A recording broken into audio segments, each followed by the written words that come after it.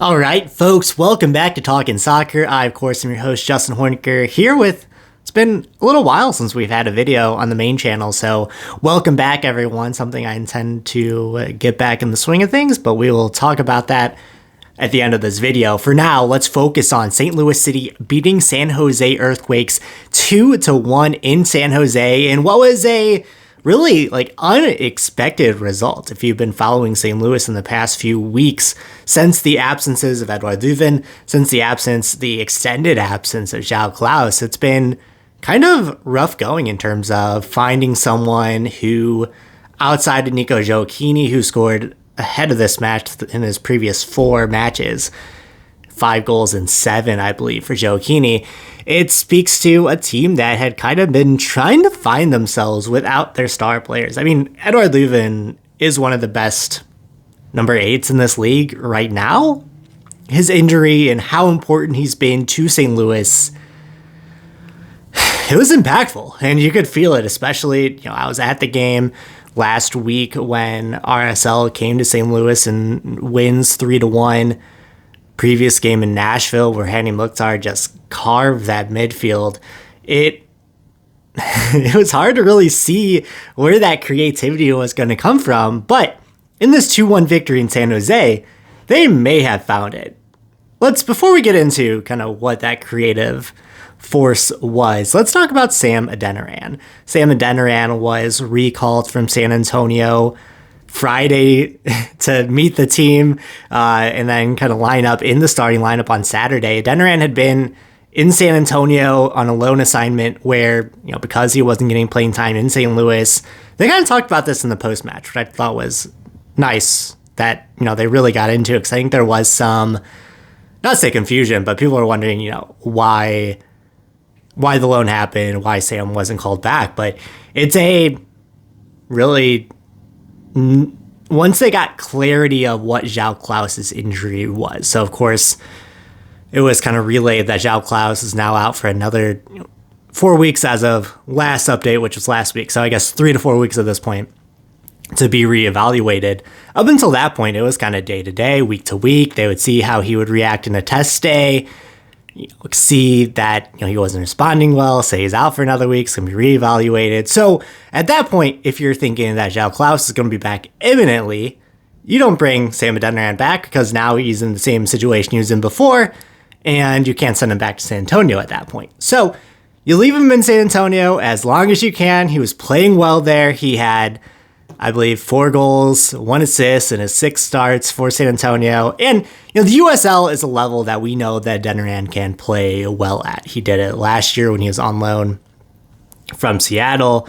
Obviously, he goes back in his first game, he scores a goal. So it's a level that he's comfortable at. It's a level that he can succeed at. Even though we hadn't seen those goals happen at MLS, it's obviously a player that the club feels very confident in. And he comes back and is instantly inserted into the starting lineup. Adeniran talked to us after the match, and he said that because St. Louis and San Antonio play a pretty similar style, and that he was comfortable in San Antonio, he was comfortable in St. Louis before the move, that it was relatively easy to hop back in. And because it's such a kind of team mentality between both groups, not just in St. Louis, but in San Antonio as well, that was a relatively easy move for him to come back and just be inserted into the starting lineup. A lot of faith from Bradley Carnell to just throw him in, but Nico Gioacchini had played virtually every minute since João Klaus went down in Colorado. He needed a rest. So this gets him. He gets a 20-minute run out at the end of this game to seal it out. But that's nothing for him. They'll have a week off before they play on Saturday. Much needed to not just rotate your roster in this way, but also to get the win on the road in an unlikely way that sees you back atop the Western Conference.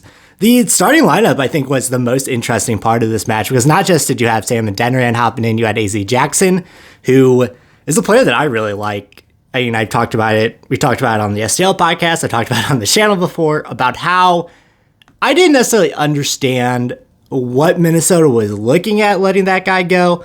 St. Louis, of course, hopped on the opportunity. He had been, slowly getting his chances throughout the year. You saw what he could do in the USL game against Omaha this year.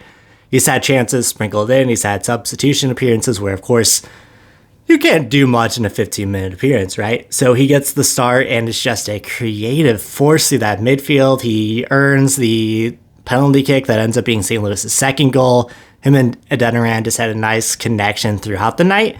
But you also had Josh Yaro making his first MLS start, and he looked like he can do the task and kind of a no-nonsense center back. But he also has some movement, some ability to play with his feet. I always like what I see from Josh Yaro, not just from on the pitch, but also he's part of the leadership council, obviously a very big part of this team, even if he doesn't get a ton of minutes. And you know that you can insert him into the lineup. He knows his role, and he was successful last night. Then you have Akil Watts, who looks like he's ready to take his next step in his development as well. A young fullback who hadn't been getting a ton of opportunity throughout the season, but appears to be back and ready to roll. He was, again, very competent in this role for a team that needs some help out wide. If you look at St. Louis's fullback options, John Nelson, Jake Nerwinski have been their starting fullbacks, but John Nelson has kind of lost the role since Kyle Hebert has come in. Kyle Hebert has been that left back. It's his job to lose now, and I don't think John Nelson is that high on the depth chart. I think Kyle Hebert, as a center back playing out of position, has jumped him in the depth chart. So to have Akil Watts come in for Jake Nerwinski, who is another player who's played pretty much every minute, and be not just competent, but also be a bit of a play driver as well, I think that was about as much as you could ask for. Bradley Carnell said after the match that he was a proud coach, which, yeah, I mean, you look at taking a gamble on these guys in a situation where if they were to fall on their face, it's kind of expected in that scenario, and they come out and play well and give their best performance of the season. As a coach, as a manager, as someone who has helped build this team and helped select this team week in, week out, day in, day out, Carnell often talks about how it's a full team unit, and he expects every player to have a role to fit. And you see what they're able to do in San Jose here. You kind of buy into it. You listen to what Bradley Carnell is pitching, and not just has everyone in the team bought in, but reporters, fans, the league itself has kind of bought into what Carnell is saying as well. So let's get into the game a little bit. Of course, we've kind of talked about everything around the edges, but game starts. San Jose is just hounding St. Louis from the go. And St. Louis weathers that first 10 minutes of pressure, and then they're able to build into the game. I think you look at it as not necessarily a young lineup, because Josh Yaro has been around the block, but a maybe unproven lineup at this level. I think that's fair to say. So they weather that initial pressure. It obviously helps you have Roman Bürki in the back line to kind of steer everything. He's been just invaluable for St. Louis. We'll talk about his performance at the end of this video, but he had 50 touches in this match, which is just obscene. Not just his ability to get the ball long, but just to be that outlet as the kind of center backs regroup. And you can use him, right? If you feel pressure, you can always play it back to Bürki, and Bürki's going to know what to do with his feet. I think that's just so valuable, not just for teams in this league, but especially for St. Louis's system when they have that pressure to be able to relieve it. I think it's just so important. So they're able to relieve that pressure. You had the 41st minute coming to the end of the half. St. Louis has weathered the storm. Oh, I hate using that phrase. Has weathered the quake, so to speak. And they win a corner. Rasmus Alm steps up, and he puts it right on Sam Adeniran's head as he rises up and puts it into the corner. This showing from Adeniran, I don't know if it necessarily wins him the starting job, necessarily, especially because Gioacchini's been playing so well. But I think in this next match this weekend, you're going to see Adeniran and Gioacchini starting, and Gioacchini's going to play that kind of off-the-shoulder role that he was playing with João Klaus earlier this season. Sam Adeniran gives you a lot of hold-up play, a lot of physicality. He's 6'5", so he's a big dude, and he's quick, he's fast, and has more flair than you would maybe expect, just like Klaus, right, for a man that size. And he clearly found his confidence when he was in San Antonio. This was not the type of player that he was before he left. Going down to that level, being able to score, I think just kind of rose his confidence again. And this is about as good of a performance as you can ask. Obviously, it's a one-game sample size for a guy inserted at the last minute, so you can't really forecast anything outside of that. But this is just a very good match for him. So he gets his first goal, They go into the half up 1-0. A bit of a worrying trend as San Jose kind of come back and once again start the second half, have all the pressure on St. Louis. We've seen this in the past couple of games that on either side of the half, the first half, and they're like this in the start of the season too when they had that long streak. They're a little bit sloppy to start off. They're definitely a better team as halves go on. Not just because they run you to death, but also because they've been a little bit sloppy as they've started matches. So Jonathan Mensah is able to put it in the back of the net, and San Jose are now drawn 1-1. And at this point, you're maybe resigned to it being a draw game. You're maybe feeling that St. Louis are good to be in this position, that they, with their rotated roster, you're kind of tossing this up as, you walk away with a point on the road, you're good to go from there. And it wasn't Jonathan Mensah, it was Jamir Montero that's able to put that goal in. Apologies for getting that mixed up. But mere moments later, AZ Jackson running to a ball. It's kind of at the edge of the box. The ball leaves the box, but as AZ is running, he's impeded by Jonathan Mensah. That's where I got Mensah from. So apologies, reading ahead of my notes. And AZ clatters to the ground, and it's just an effort play. He comes from the middle of the box, recognizes that the ball is going to fall. He's going to be able to get there. He has position. Mensah clatters into him. It's inside the box. They initially give the foul outside because the ball was there. They go to a quick VAR. They realize it was inside the box. It's a penalty. Sam Adeniran steps up, sends Daniel the wrong way, puts it in the back of the net for his brace. 2 goals. This is the first time in 4 games that someone not Nico Gioacchini has scored. The first time since the start of June that they've scored more than 1 goal. This was a much-needed win for St. Louis as they're able to see out this match on the back of Roman Bürki. Watch this game on Apple TV. Watch the last 5 minutes. Roman Bürki makes at least 3 point-blank saves. 8 saves on the night. He faced 1.9 expected goals on target. He allows 1 goal, but those saves at the end of the game seal this match for St. Louis. And it's not just those saving efforts, it's the passing, it's the ability to be that outlet that makes Roman Bürki so important to this team, not just as captain, but with his ability, with his kind of presence as well. Everyone talked about this guy like he's washed it up and he's the best goalkeeper in the league, and he has many more years ahead of him, I think. Just such a good pickup for St. Louis. Obviously, man of the match goes to Sam Adeniran, who puts in that 2-goal performance and was just spectacular throughout the night. Not just in his scoring ability, but also in his play and his running. I think he gives you everything you want in this Red Bull system from Bradley Carnell. After the match, Adeniran and AZ both talked about how, it's expected of them to run, but they're used to it. Adeniran talks about how San Antonio runs a similar system that he's gelled in last year and this year. AZ Jackson came up through the Red Bull Academy.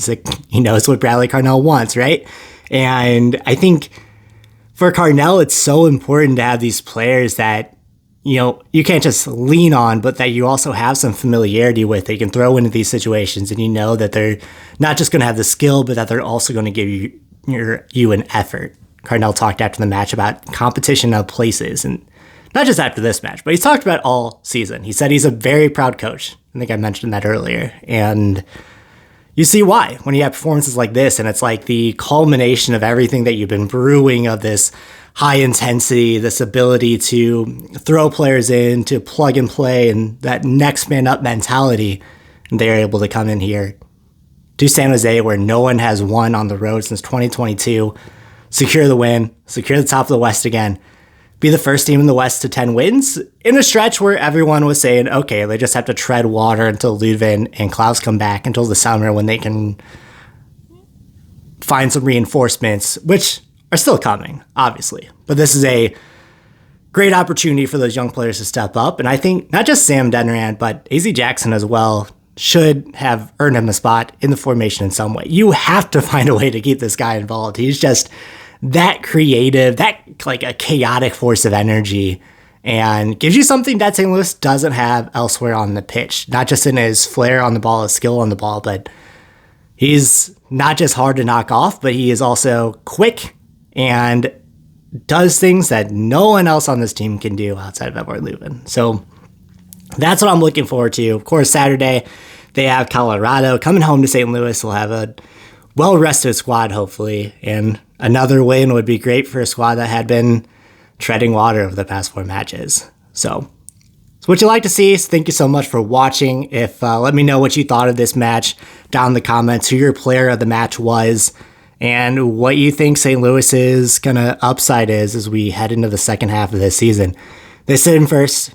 Obviously, I don't think that this is a better team. I talked about on the podcast before that I think that this is probably a third or fourth place team from the start, from the points that they banked as LAFC gets healthy, gets rested, as Seattle kind of comes back into things. It's a tight Western Conference, though. And I think, you can slip and stumble and still kind of come back. And if you have a coach who has a plan, who has an identity, that takes you far in this league.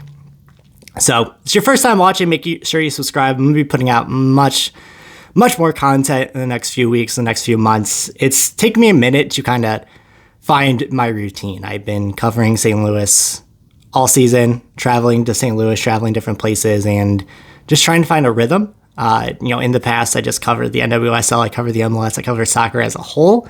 So now that I'm more on a beat per se, it's taken me a moment to really find what works for me outside of, just random coverage. So anyway, thank you so much for watching, everyone. I always appreciate it. Of course, I've been Justin, and I hope you all have a great day.